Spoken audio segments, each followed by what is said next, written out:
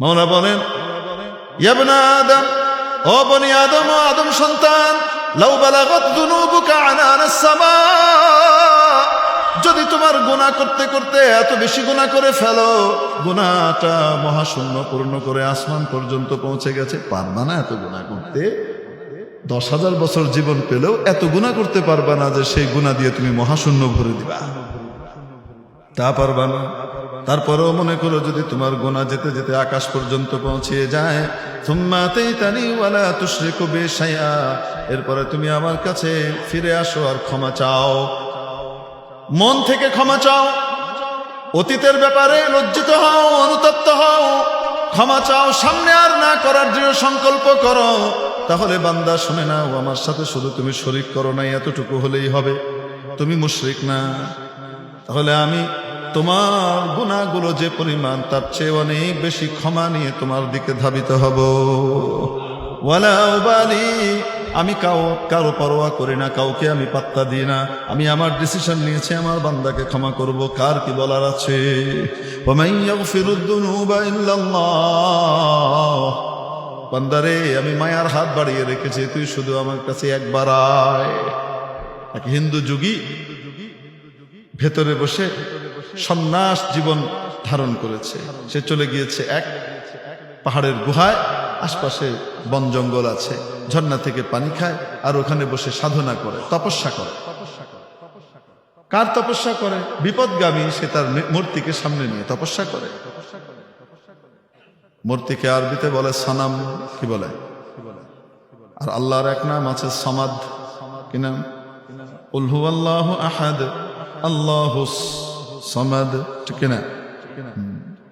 সে সানাম সানাম সানাম সানাম মূর্তিকে ডাকে, সানাম সানাম সানাম সানাম সানাম সানাম সানাম সানাম।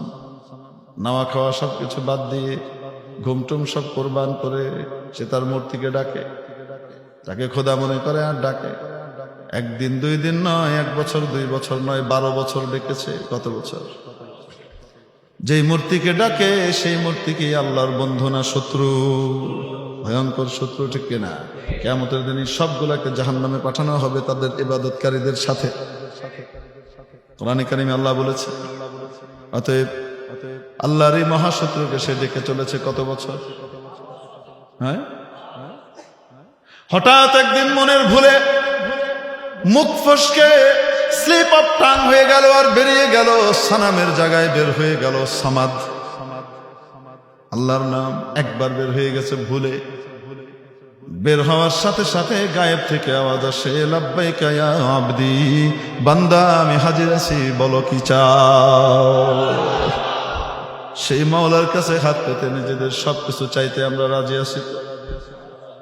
আদ-দুআউ মুখুল ইবাদা, ইবাদত তো অনেক আছে, নামাজ রোজা হজ যাকাত সহকারে বড় বড় ইবাদত আছে। এক এক ইবাদতের এক এক মর্যাদা। মনে করেন কোনোটা হাতের মতো, কোনোটা বুকের মতো, কোনোটা পায়ের মতো, কোনোটা মাথার মতো ইবাদতের কাঠামো। কিন্তু দোয়া এমন একটি ইবাদত, নবীজি সাল্লাল্লাহু আলাইহি ওয়াসাল্লাম বলেন, দোয়ার মর্যাদা হলো মানুষের মগজ যেমন সেই মগজের মর্যাদা। মগজ যদি না থাকে তাহলে যেমন মানুষ বাঁচতে পারে না, দোয়া যদি না থাকে ইবাদত টিকবে না। এজন্য দোয়ার গুরুত্ব হালকা না, অপরিসীম। আল্লাহ তাআলা আমাদেরকে আমল করবার তৌফিক দান করুন। কার কাছে চাইব? যে কোনো কিছু চাইব, কার কাছে চাইব? আল্লাহ তাআলার কাছে। উনি না হলে আমাদের কোনো উপায় নেই, উনি বিনে আমাদের কোনো উপায় নেই। গোটা পৃথিবীর সব হলেও উনি না হলে আমাদের কিছুই নেই। গোটা পৃথিবীর কিছু না থাকলেও উনি যদি থাকেন তো আমাদের সব আছে। ذلك بأن الله مولى الذين آمنوا وأن الكافرين لا مولى لهم। আল্লাহ রাব্বুল আলামিন ইমানদারদেরকে সান্ত্বনা দেন, তোদেরকে অমুক পিটায় তমুক পিটায় চিন্তা করিস না, আমি তো আছি। চিন্তা করিস না, কে আছে? সান্ত্বনা নে। ইমানদারদের মাওলা, ইমানদারদের বন্ধু, ইমানদারদের সাহায্যকারী হলেন একমাত্র আল্লাহ। আর কাফেরদের কোনো বন্ধু নাই, কোনো সাহায্যকারী নাই, কোনো পরিত্রাণ দাতা নাই, ওদেরকে বাঁচাবার কেউ নাই। আর আমাদের ইমানদারদেরকে বাঁচানোর জন্য কে আছেন? তাহলে কার কাছে যেতে হবে? আরো আসতে, ওই দরবার ছাড়া আর কোনো দরবারে যাওয়ার কোনো জায়গা নাই। হারাম শরীফে এক বুজুর্গ ইবাদত করেন, মুরব্বী মানুষ, 40 বছর ধরে ইবাদত করছেন। এক যুবক আল্লাহর প্রত্যাশী, আল্লাহওয়ালা তালাশ করে, খুঁজতে খুঁজতে ওই ব্যক্তিকে পেয়েছে। দেখে হারাম শরীফের মধ্যে অনেক আল্লাহওয়ালা বুজুর্গানে দিন আছেন কাবা শরীফের আশপাশে, কিন্তু এই লোকটার মতো নেককার আর খুঁজে পাওয়া যায় না। ওনার কাছে যে বলেন, আমাকে আপনার সাথে রাখেন, আমি আপনার সেবক হয়ে থাকতে চাই, আল্লাহকে পেতে চাই, আমি নেককারদের সাথে থাকতে চাই, আমাকে আপনার কাছে রাখেন। বুজুর্গ বলেন, আমার কাছে থেকো না, তুমি অন্য কারো কাছে যাও, আমার কাছে থাকলে কিচ্ছু পাবা না, আমি কিছুই না, তুমি অন্য কারো কাছে যাও। ওই যুবক বলে, আপনার কাছেই থাকবো যদি থাকতে হয়, আপনি যদি কিছু না হন তো এখানে তো আর কেউই নাই, সবাই তো আপনার নিচে ইবাদতকারী। যাই হোক, একসাথে থাকেন। একদিন ওমরার জন্য বের হলেন, ইহরাম করে যখন মাতাফে নেমেছেন, একটু পরে তালবিয়া বন্ধ হয়ে যাবে, তওয়াফ শুরু হলেই তালবিয়া বন্ধ হবে। মাতাফে এসে নেমেছেন, লাস্ট লাব্বাইক করছেন বড় আবেগের সাথে, লাব্বাইক আল্লাহুম্মা লাব্বাইক, লাব্বাইক লা শারীকা লাক লাব্বাইক, ইন্নাল হামদা ওয়ান নি'মাতা লাক ওয়াল মুলক লা শারীকা লাক পড়ছেন। উনি যখন লাব্বাইক বলেন, ওই যুবক শুনে গায়েব থেকে আওয়াজ আসে, লা লাব্বাইক, তোমার লাব্বাইক গ্রহণযোগ্য নয়, অ্যাকসেপ্টেবল নয়। যুবকের চক্ষু ছানা বড়া হয়ে গেছে, তার হুঁশ বুদ্ধি সে হারিয়ে ফেলেছে। হায় হায়, কার সাথে আছে, এর অবস্থা তো বড় খারাপ। বাহির দিকে দেখতে যতই বুজুর্গ হোক না কেন, আল্লাহওয়ালা হোক না কেন, যত বড় ইবাদতকারী হোক না কেন, তার ইবাদত তো কবুল হচ্ছে না। আল্লাহর কাছ থেকে সুস্পষ্ট ভাষায় জবাব আসছে, লা লাব্বাইক, তোমার ইবাদত গ্রহণযোগ্য নয়, তোমার লাব্বাইক অ্যাকসেপ্টেবল নয়। যাই হোক, ওমরা শেষ করার পরে বলে, হুজুর আমি যাই, আমি যাই, অন্য কারো কাছে যেতে হবে, আপনার কাছে থাকা যাবে না। উনি বললেন, কেন এত সাদাসাদি করে কেনই আসলো? আমি মানা করলাম, আর এখন কেন চলে যাচ্ছ সেটাও বলে যাও।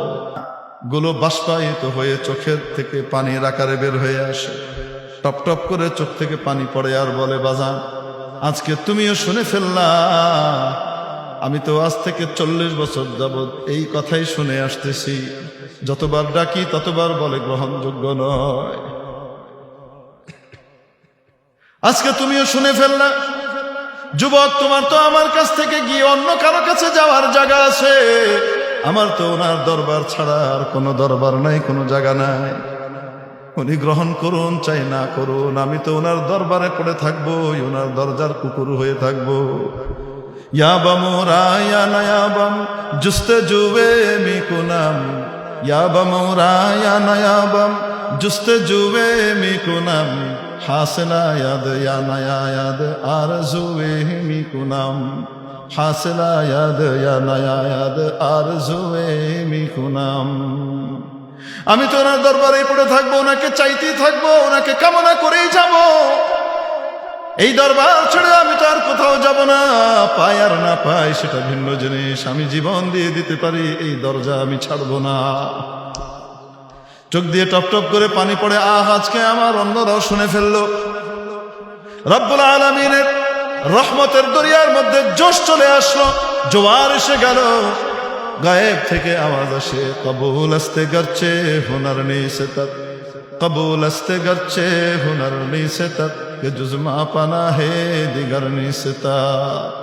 ও বান্দা, যেহেতু আমি ছাড়ার কোথাও যাবার তোমার জায়গা নাই, আমার দরবারে তুমি আজীবন পড়ে থাকবারে বান্দা। কবুল করার উপযুক্ত না হলেও তোমার জীবনের সমস্ত ইবাদত গুলো কবুল করে নিলাম। মেরে মুআজ্জাজ হাজিরিন, চাইতেই থাকবো, চাইতেই থাকবো। কার কাছে চাইবো?